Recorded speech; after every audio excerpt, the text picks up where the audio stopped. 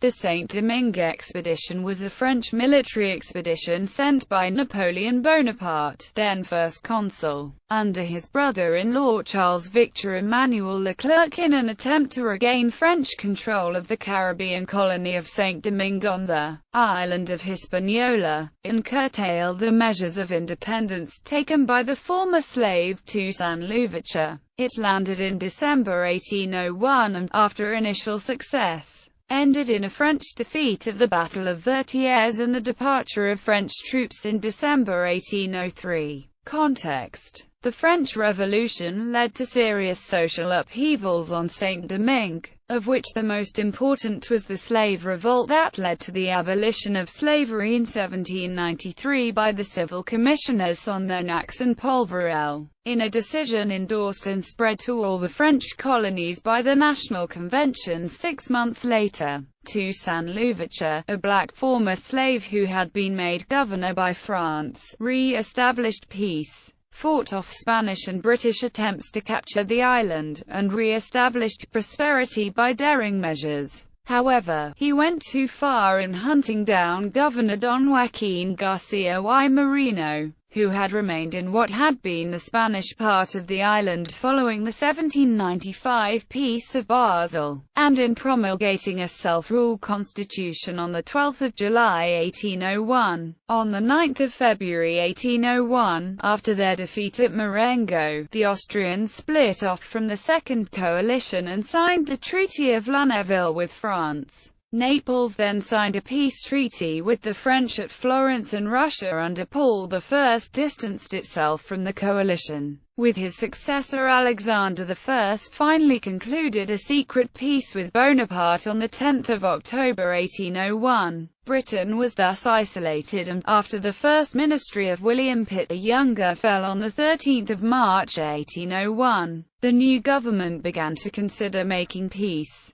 Bonaparte could thus concentrate on internal problems within France and its empire. His troops were idle and his officers eager for a chance for glory. Influenced by Creoles and merchants, he thus decided to send his sister Pauline's husband, General Leclerc, to aid Toussaint, offer him the role of Lieutenant of France, confirm the military ranks and lands acquired by Toussaint's officers, guarantee freedom to the former slaves, but also re-establish Paris's authority over the island in the person of its Capitaine General. Toussaint's two sons were then being educated in France, and as proof to Toussaint the French government's goodwill, Bonaparte sent them back to their father with their tutor. Even so, Bonaparte still foresaw that Toussaint would probably put up resistance, and so took all necessary measures to defeat him should that occur. Toussaint had over 16,000 men available, so Leclerc was put in command of 30,000 men drawn from nearly all the French revolutionary armies as well as the disciplinary corps. Expedition. Peace had not yet been conclusively signed with Britain when on 14 December 1801 a French fleet of 21 frigates and 35 ships of the line left Brest, under Villaret de Joyeuse, carrying 7,000–8,000 troops.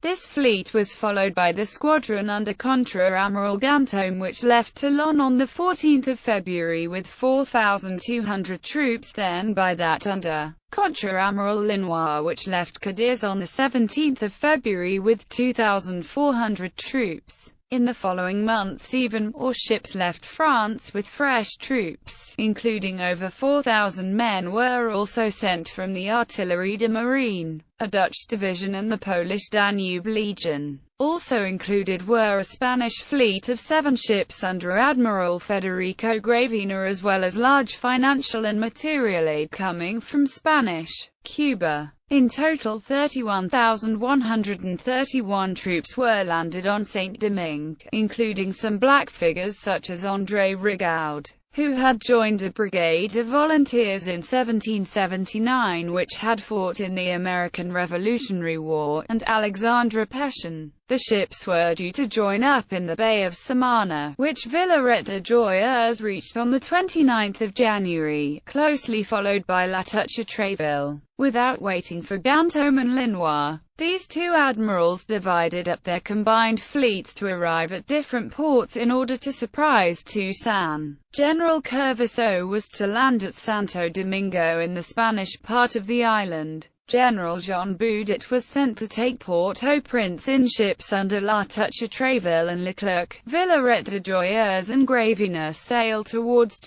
Cap Haitien. When Toussaint discovered the French ships in the Bay of Samana, he ordered Henri Christophe, Dessalines and La Plume to obey the squadron's summons to a parley, to insist on a parley if none was offered, and to threaten to destroy the towns and massacre the white inhabitants before retreating into the mountains. Reconquest. Villaret arrived before Cap Haitien on the 3rd of February and an attack by land and sea began on the 5th of February. Christophe carried out his orders, setting light to the town and slitting the throats of part of the white population. On the 6th of February, Rochambeau landed in the Bay of Mancenille and captured Fort Dauphin, putting out the fires and putting up defensive works. Leclerc set up his main headquarters at Cap Haitien before sending ships towards North America to resupply. During this time, La Touche-Treville and Boudet took Port-au-Prince and Léogane and obtained La Plume's surrender. Landing at Santo Domingo with 2,000 men, General Curvisseau took possession of a large part of the Spanish area of the island, then headed by Toussaint's brother Paul Louverture. In the first 10 days the French occupied the island's ports, towns and a large part of the cultivated land.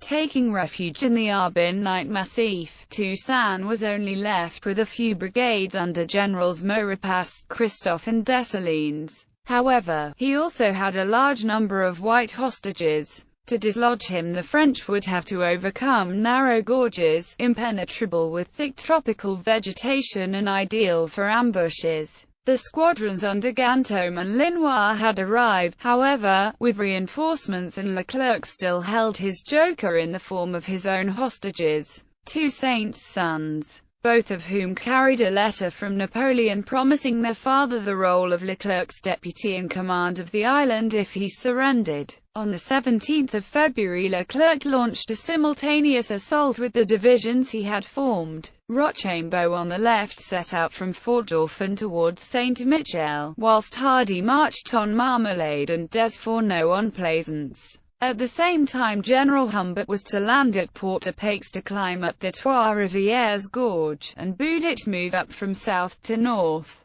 The aim was to surprise the enemy, force him to retreat to Les Gonâves and there encircle him. Despite the difficulties of the terrain and Maurepas' resistance, the plan worked well. On the 23rd of February, Desfourneaux's division entered Les Gonâves, then on fire. General Boudet occupied Saint-Marc, also on fire and filled with the blood of the throats cut on the orders of Dessalines, who managed to escape the trap. Maurepas and his 2,000 troops continued to resist but finally had to surrender to Humbert.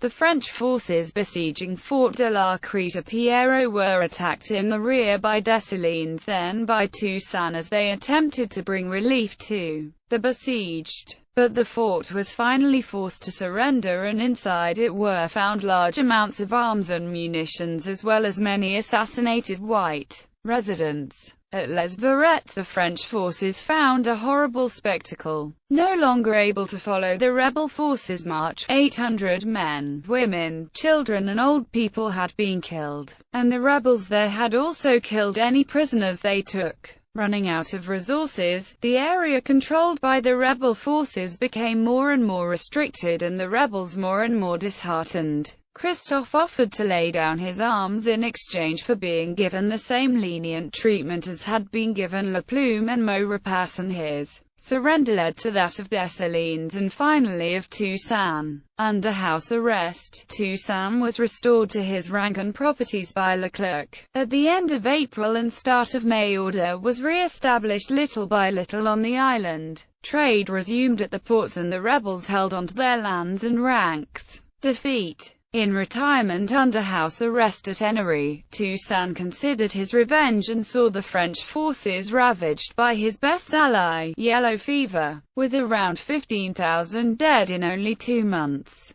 Toussaint continued corresponding with his leaders, encouraging them to be ever ready, although some of them did not want to restart the war and warned Leclerc. Sensing danger, in June Leclerc called Toussaint to an interview, arrested him, put him on a ship and sent him to Europe, where he was held at the Fort de Dieu. Martinique was returned to France by the Treaty of Amiens, and the law of 20 May 1802 confirmed that slavery would be continued there. News of the re-establishment of slavery on Guadeloupe reached Saint-Domingue and revolt threatened again. Leclerc judged it wisest to disarm the blacks, but this just made them more angry. At Basse-Terre on Guadeloupe, yellow fever had also broken out, and on 3 September Richepins died of it, to be replaced by Boudit. Rochambeau, who hated mulattoes more than blacks, succeeded to Boudit's post on Saint-Domingue. Toussaint's old enemy and rival Rigaud was ordered to embark for the United States of America. In the south of the island, where mulattoes were most numerous, they were equally offended and allied themselves with the blacks. The wind of revolt, blowing especially through the north, was also spreading in the south. The French forces, now only 8,000 to 10,000 men and only just able to serve, were overwhelmed. Taking refuge on Tortuga, in an attempt to avoid the disease, Leclerc died of it on 1 November 1802. His wife Pauline Bonaparte had accompanied her husband to the island, and though she had not previously been a model of fidelity, his death threw her into despair. She cut off her hair, put it in her husband's coffin, put his heart in an urn, and had the rest of his remains repatriated to France. As the oldest on the expedition, Rochambeau took over from Leclerc as supreme commander and tried in vain to suppress the new revolt. Rochambeau recaptured it, but at the height of the battle some 1,200 blacks being held prisoner on a ship in the bay threw its crew overboard. On 18 November 1803, near the Cap, the French were defeated at the Battle of Vertières by the rebel General Jean-Jacques Dessalines, and at the end of December the last French soldiers left the island. On their voyage back to France, Rochambeau was captured at the blockade of Saint-Domingue by the British and then interned in Britain for nearly 9 years as a parole prisoner. Results: little more than 7,000 to 8,000 of the 31,000 soldiers sent to Saint-Domingue survived, and over 20 French generals died. On 1 January 1804, Dessalines proclaimed the colony of Saint-Domingue to be the second independent state in the Americas, under the name of Haiti, and was first made governor-general for life before being crowned emperor as Jacques I. He massacred the last French colonists left on Haiti at the 1804 Haiti Massacre, and followed a caporalisme agraire, or serfdom system that did not include slavery per se but was still aimed at maintaining sugar industry profits by force.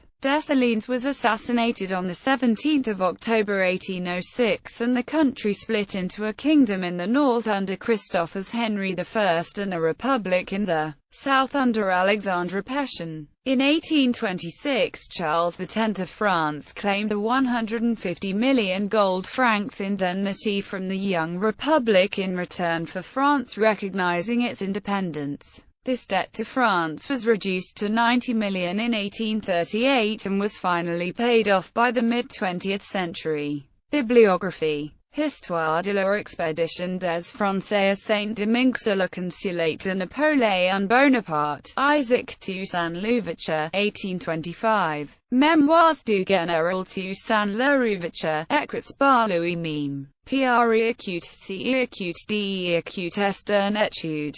Toussaint Louverture, Joseph Saint-Henri Écoute My, 1853. Histoire du consulate de l'Empire, faisant suite à l'histoire de la Révolution française, Adolphe Thiers, 1845. Ferrer, Ada. Freedom's Mirror. Cambridge University Press. ISBN 9781107029422.